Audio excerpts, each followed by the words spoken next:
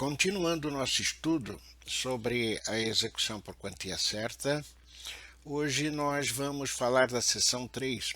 O capítulo cuida da penhora, do depósito e da avaliação.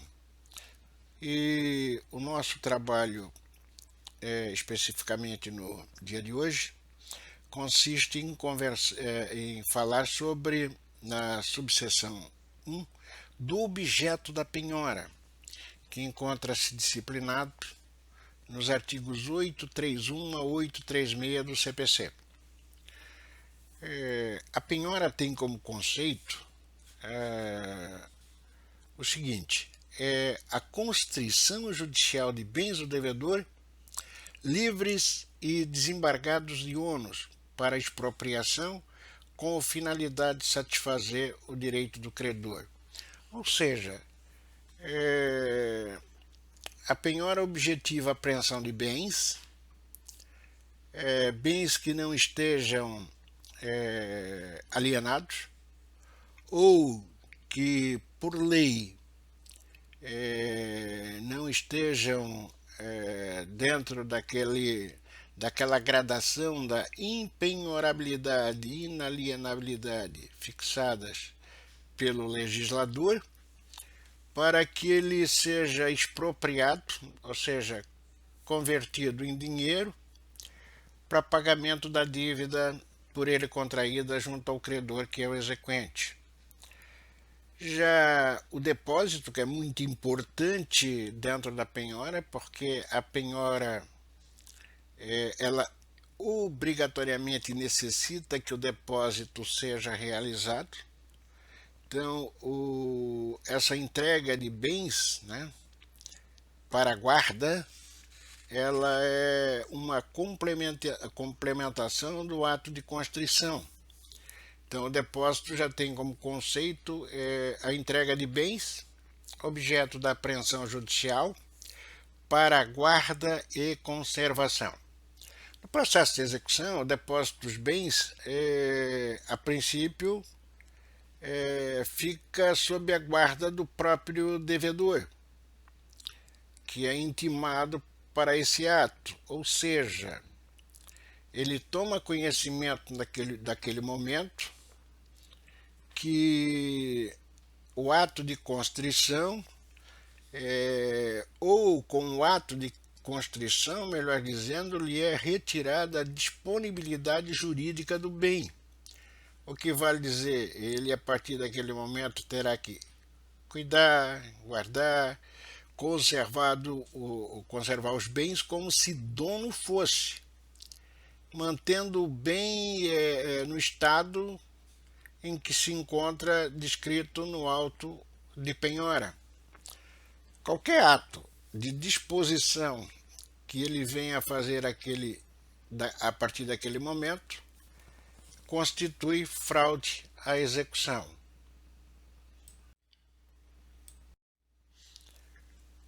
Os bens sujeitos à penhora são aqueles, como já foram ditos, livres e desembargados de ônus. Para atender o valor integral da execução principal, né, que é o valor da dívida corrigida com os seus acréscimos, juros mais acessórios, que são custos e honorários advocatícios, a penhora deve recair sobre parcela, quer dizer, patrimonial do devedor. São aqueles bens, como já foi dito anteriormente, que encontram-se disponíveis, livres, né, para justamente poder fazer a garantia da execução. Essa disposição está contida lá no artigo 831. Por ele, constata-se que não são todos os bens, então, do devedor que estão ao alcance ou na mira da execução, mas somente aqueles que a lei não considera impenhoráveis ou inalienáveis. Artigo 832. Com isso, objetiva o legislador evitar embaraços na expropriação dos bens, procurando fazer com que a execução siga da forma mais rápida possível o seu caminho até a expropriação, que na maioria das vezes é a alienação, venda, né, em asta pública, e tornando assim realmente o processo eficaz, né? Mas nem sempre isso realmente ocorre. Se por um lado a execução é um processo que mais resolve o problema relacionado à dívida nesse país, por outro lado é o processo que mais tem criado problemas para o nosso judiciário. Porque a execução é contra o patrimônio, não é contra a pessoa. Já tivemos oportunidade de conversar sobre isso. Se não tiver patrimônio, não se tem execução. Os bens impenhoráveis, né, de início até cabe ressaltar, se faz essa anotação no slides, né, que a penhora dos bens absolutamente impenhoráveis, cuja gradação se encontra lá no artigo 833, incisos 1 a 12, parágrafos 1º a 3º do CPC, ela é nula de pleno direito. Por ser absoluta, a nulidade ela pode ser denunciada e declarada a qualquer momento do processo. De consequência, pode-se afirmar que a impenhorabilidade de um bem é medida excepcional. Não vamos aqui reproduzir minuciosamente toda a relação, toda a gradação contida no dispositivo legal já anteriormente mencionado, pois é muito ampla e essa análise ela é muito importante para você que é acadêmico do direito, até para que você possa ter contato com cada um deles, né? Possa também fazer a sua interpretação e, de consequência, ter uma análise própria a respeito disso. Porque, só para vocês terem uma ideia, o legislador começa lá no inciso 1 dizendo, olha, são absolutamente impenhoráveis, né, ou são impenhoráveis, os bens inalienáveis e os declarados por ato voluntário não sujeitos à execução. Um deles poder-se-ia, né, citar como bem de família. Você, se tiver um número elevado de bens, né, você vai lá e elege um deles como o teu templo sagrado. Deixa os outros de fora. Agora, essa seria, por exemplo, o bem de família, que você deve ter estudado em direito civil, bem de família contratual. E existe aquele bem de família, o legal, que é o processual, quando é o único bem que você tem, você não elegeu nenhum, mas é nele que você reside com teus familiares. Então é uma medida importante, é bom que você realmente tenha contato, e aí vai falar de bens que guarnecem o lar conjugal, os bens relativos ao teu trabalho, seguro de vida. Então tem algumas regrinhas que se faz necessário esse contato e que aqui não cabe individualmente se comentar cada um deles, em razão de ser uma gradação muito extensa. Da análise atenta das disposições ali contidas no artigo 833, dá para se verificar que o legislador ele determinou a não incidência da impenhorabilidade em bens que venham a demonstrar ostentação de fato, né? O que significa isso? a empenhorabilidade ela existe, mas estamos sempre condicionados a algumas regras. Você tem dívidas, mora numa bela mansão, da qual inclusive a manutenção você não consegue pagar, não se justifica quando você pode residir em algo muito mais simples. É o tipo da situação. Você usa o teu automóvel, o teu carro para trabalho, mas qualquer carro em condições você pode realizar a tua atividade. Não precisa, por exemplo, estar com uma Mercedes-Benz ostentando um carro em um quadro, em uma situação, e tendo dívidas. Então, pode-se dizer ainda com relação à empenhorabilidade que o legislador, no artigo 834, ele diz que na falta de outros bens é possível a penhora de frutos e rendimentos dos bens rotulados como inalienáveis. O que significa isso? Bom, não tem bens, mas tem bens que são inalienáveis ou rotulados por lei como empenhoráveis, né? Empenhoráveis. E esses bens eles estão rendendo frutos de alguma forma. Rendem, você pode pegar parcela desses frutos, desses rendimentos e aplicar justamente para pagamento da dívida.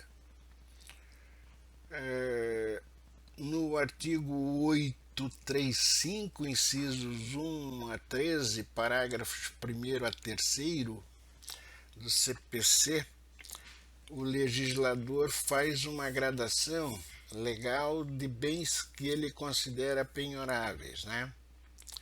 Mas essa ordem elaborada de forma minuciosa é aquela que diz de preferência, no ato de se fazer a penhora, deve-se seguir exatamente aquela regrinha que se encontra no artigo 835. Então vamos lá. Diz ele, olha, a penhora obedecerá preferencialmente a seguinte ordem: 1. Dinheiro em espécie ou em depósito em aplicação financeira. É tudo que se quer. É tudo que o credor sonha. É encontrar dinheiro em espécie ou em instituição financeira. Aliás, porque o que se objetiva com a execução é justamente isso. É a penhora de dinheiro, de preferência em espécie.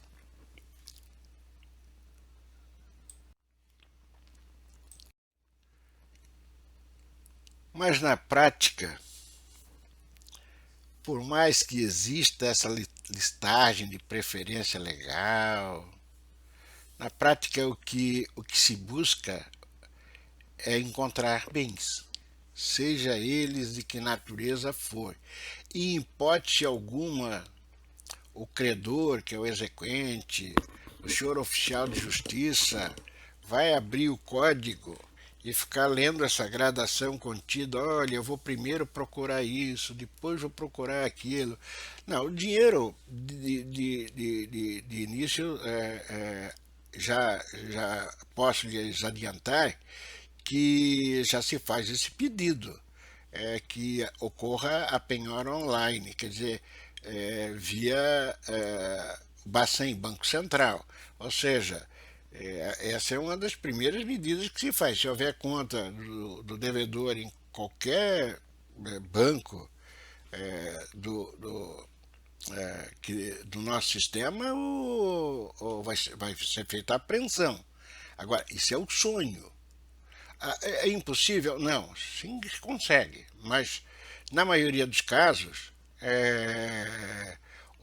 essa medida ela não logra êxito. Então veja, essa gradação, na verdade, ela serve para quê?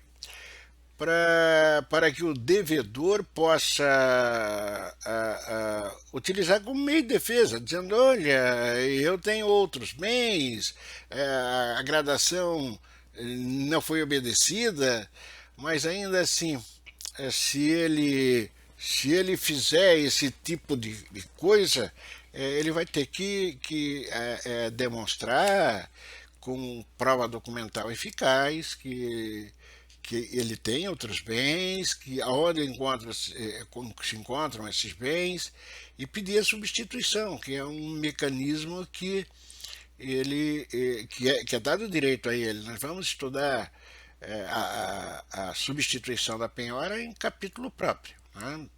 Mas aqui é só para ratificar que, embora exista essa listagem de preferência, a penhora irá recair sempre nos bens que vierem a ser encontrados.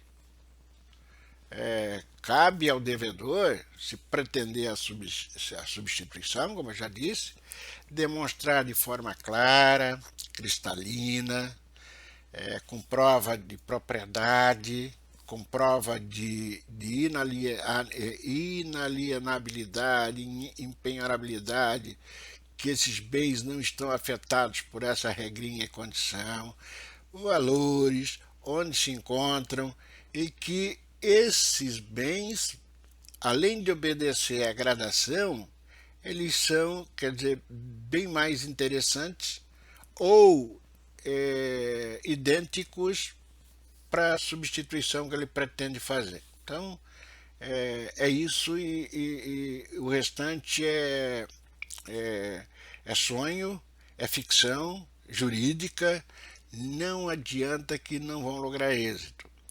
É a mesma coisa que se fala de bens de pequenos valores, né? Ou bens de pequeno valor, que se encontra lá no artigo 836, caput do CPC. Que o bem de pequeno valor não deve ser objeto de penhora. E porque o que é um bem de pequeno valor? É aquele bem cujo produto levado aquele bem que, se levado à expropriação, o produto, o resultado da operação de venda é fraco, é pequeno, ele será absorvido apenas para o pagamento de custas e nada mais. Ou seja, não servem para atender a finalidade do processo, que é a satisfação do direito do credor. E temos que observar o seguinte: esses bens, eles podem não atender à execução, e às vezes são relevantes ou de relevante importância para o devedor. Então, motivo até minha atenção e respeito à dignidade humana, entende-se que eles não devam ser apreendidos judicialmente.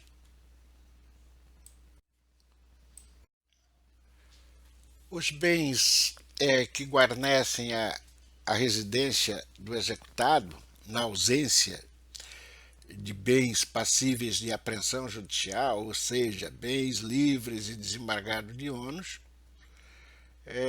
o legislador possibilita, no parágrafo 1º do já mencionado, né, do já citado artigo 836, que o oficial de justiça elabore uma relação, uma listagem desses bens, e que guarnecem a residência, ou, se for pessoa jurídica, que estabeleça, que esteja no estabelecimento comercial do devedor.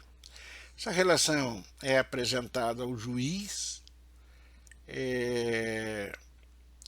de plano e de pronto. Eles, antes de ser levado ao juiz, serão depositados nas mãos ou do devedor ou do representante legal da pessoa jurídica, e o juiz tecnicamente vai analisar e vai decidir se ela pode ou não ser objeto de penhora. Lembrando que, às vezes, né, se eu tiver bens em duplicata, algumas roupas, até utensílios de grife em duplicata, que que possam merecer constrição judicial, às vezes não é impossível não. É parágrafo 2º do artigo 836. E por derradeiro, eu quero chamar a atenção de vocês quanto à possibilidade de penhora sobre bens gravados de ônus. Esses bens gravados de ônus, que são aqueles hipoteca, penhor, alienação fiduciária em garantia, etc., né? Eles podem, nós vamos ver no estudo mais aprofundado adiante também, ser objeto de penhora. Mas na maioria das vezes não interessa. E por quê? Porque o detentor da garantia ele será intimado para exercer o seu direito de preferência. Ele pode ser contra a se levar esse bem à asta pública e vamos imaginar que ele concorde. Ele vai simplesmente informar o seguinte: olha, eu concordo com a venda, mas eu quero lembrar que eu tenho preferência no recebimento do produto objeto da expropriação. Se sobrar alguma coisa após quitar a dívida que o devedor tem comigo, aí esse valor vai ser destinado à execução.